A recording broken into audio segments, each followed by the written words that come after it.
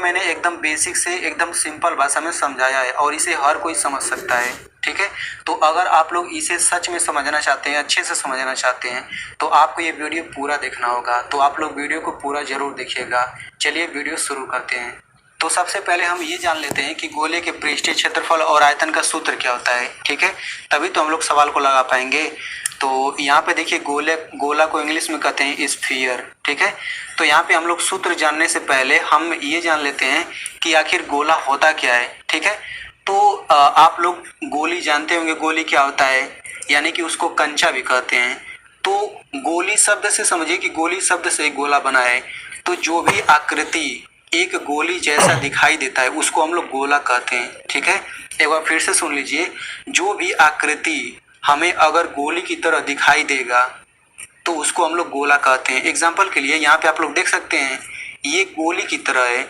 चूंकि गोली छोटा होता है लेकिन ये बड़ा है, लेकिन दिखने में तो गोली जैसा ही है, तो इसको हम लोग गोला कहेंगे। और फुटबॉल भी आप एग्जाम्पल ले सकते हैं, फुटबॉल भी एक गोला कह सकते हैं क्योंकि वो भी गोली जैसा ही दिखता है। बस गोली छोटा होता है, फुटबॉल बड़ा होता है, लेकिन आखिर गोली जैसा ही तो दिखता है। इसी तरीके से हम लोग गेंद भी कह सकते हैं, जो क्रिकेट मैच में गेंद से खेला जाता है वो गेंद भी एक गोला होता है।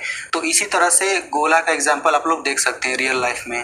तो चलिए अब हम लोग फार्मूला समझ लेते हैं। तो यहाँ पे देखिए, गोले का पृष्ठीय क्षेत्रफल का सूत्र होता है 4πr²। ठीक है, यानी कि इसको इंग्लिश में कहते हैं, गोले का पृष्ठीय क्षेत्रफल को इंग्लिश में क्या कहेंगे, surface area of a sphere. गोले का आयतन का सूत्र होता है 4/3πr³। इंग्लिश में क्या कहते हैं, वॉल्यूम ऑफ अ स्फीयर। ठीक है, अब देखिए इसमें आर क्या चीज है, आर यहाँ पे देखिए इसमें भी आर है, और पाई क्या है। तो देखिए आर जो होता है, गोले की त्रिज्या को आर से दिखाते हैं। आर मतलब रेडियस। ठीक है, अब यहाँ पे त्रिज्या क्या होता है, जैसे मान लीजिए यहाँ पे ये गोला है, तो इसमें त्रिज्या क्या क्या होगा, मतलब किस लंबाई को हम लोग आर से दिखाएंगे। तो देखिए गोले की जो त्रिज्या होती है वो एक लंबाई होता है। जैसे मान लीजिए यहाँ पे एक गोला है, तो इसमें त्रिज्या किसे कहेंगे। तो यहाँ पे देखिए, ये जो गोला है इसके एकदम अंदर, यानी कि ये जो गोला है इसके अंदर एक बिंदु होगा, एकदम बीच में एक बिंदु होगा। तो बीच वाली जो बिंदु है, उस बिंदु से ये जो बाहरी आवरण है, इनके बीच वाली दूरी को ही हम लोग क्या कहते हैं, त्रिज्या कहते हैं। जैसे मान लीजिए इस गोले को एकदम बीच से काट दिया गया है, तो बीच से अगर हम लोग गोले को काटेंगे तो वो कुछ इस तरह से दिखेगा।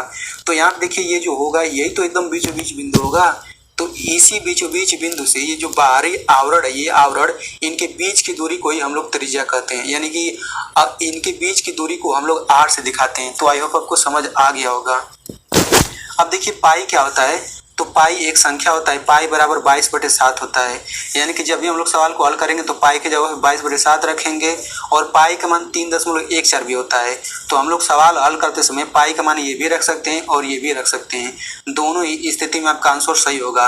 लेकिन आप लोग पाई का मान हमेशा ये रखिएगा, क्योंकि हल करने में थोड़ी आसानी रहती है जब आप लोग ये रखेंगे। ठीक है, तो चलिए अब हम लोग सवाल को हल करते हैं। तो देखिए यहाँ पे सवाल दिया गया है, 14 सेंटीमीटर त्रिज्या वाले गोले का पृष्ठीय क्षेत्रफल और आयतन ज्ञात कीजिए। तो आपको ऐसे ही केवल यहाँ पे त्रिज्या बदलता रहेगा और यहाँ पे कहेगा गोले का पृष्ठीय क्षेत्रफल और आयतन ज्ञात कीजिए। तो यहाँ पे 14 सेंटीमीटर दिया है, आपको यहाँ पे 15 सेंटीमीटर भी दे सकता है, फिर 14 मीटर भी दे सकता है, 100 मीटर भी दे सकता है, मतलब यहाँ पे कुछ भी दे दे। तो देखिए जिस विधि से मैं आपको ये सवाल बताने जा रहा हूँ, बिल्कुल उसी विधि को आप लोग अच्छे से समझ लीजिए, और जो भी इस तरह का सवाल आएगा आप लोग इसी विधि का यूज करके लगाएंगे तो आपका हर एक क्वेश्चन बिल्कुल सही होगा। ठीक है, तो देखिए यहाँ पे 14 सेंटीमीटर त्रिज्या वाले गोले का पृष्ठीय क्षेत्रफल और आयतन ज्ञात करने के लिए कहा है। तो सबसे पहले इसमें त्रिज्या दे दिया गया है, तो हम लोग यहाँ पे लिखेंगे दिया है। तो हमें क्या चीज़ दिया गया है क्वेश्चन में, हमें क्वेश्चन में दिया गया है कि गोले की त्रिज्या 14 सेंटीमीटर है और गोले की त्रिज्या को आर से दिखाते हैं, तो आर बराबर हो जाएगा 14 सेंटीमीटर। अब हम लोग सबसे पहले गोले का पृष्ठीय क्षेत्रफल निकालेंगे। क्षेत्रफल बराबर 4πr²। तो गोले के पृष्ठीय क्षेत्रफल का सूत्र होता है 4πr²। अब देखिए 4πr² का मतलब क्या है, 4 गुणा पाई गुणा आर पर 2 घात, मतलब आर का 2 बार गुणा। ठीक है ना, आर पर 3 घात रहता तो हम लोग आर का 3 बार गुणा करते हैं। तो इसका विस्तार भी हो गया। अब हम लोग इसी में सभी का मान रख लेते हैं, तो ये हो जाएगा 4 गुणा पाई का मान हो जाएगा 22/7, फिर गुणा इस आर के जगह पे क्या रखेंगे 14, और इस r के जगह पे क्या रखेंगे 14। अब देखिए मैंने आपको पिछली वीडियो में बताया था कि जब भी संख्या और भिन्न का गुणा किया जाता है तो जो बटा के नीचे संख्या होता है और जो ऊपर संख्या होता है, मतलब ऊपर और नीचे जो संख्या होता है उन्हीं को हम लोग आपस में काट सकते हैं। तो देखिए यहाँ पे नीचे 7 है, ऊपर 4 है, 22 है, 14 है, 14 है, तो हम 7 से इसमें से किसी को काट सकते हैं। जो भी कटेगा उसको काट दीजिए। तो 14 कट रहा है तो ये हो जाएगा 7 दूना 14। अब ऊपर क्या बचेगा 4 गुणा 22 गुणा 2 गुणा 14। अब इनका आपस में गुणा कर लीजिए। तो सबसे पहले 4 और 22 का गुणा करते हैं तो ये हो जाएगा 88। 2 का 14 में गुणा करेंगे ये हो जाएगा 28। अब देखिए 88 और 28 का गुणा कर लीजिए।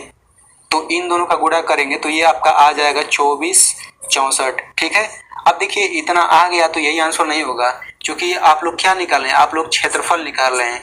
तो मैंने आपको बताया था कि क्षेत्रफल आप किसी भी चीज का निकालें उसके मात्रक पर हमेशा 2 घात होता है। ठीक है। तो देखिए ये सेंटीमीटर है तो आप लोग यहाँ पे सेंटीमीटर लिखिए और इस पर 2 घात लगा दीजिए। ठीक है। तो गोले का पृष्ठीय क्षेत्रफल कितना हो गया 24 64 सेंटीमीटर स्क्वायर। ये 2 घात लगाना जरूरी है। और मैं आपसे वीडियो के लास्ट में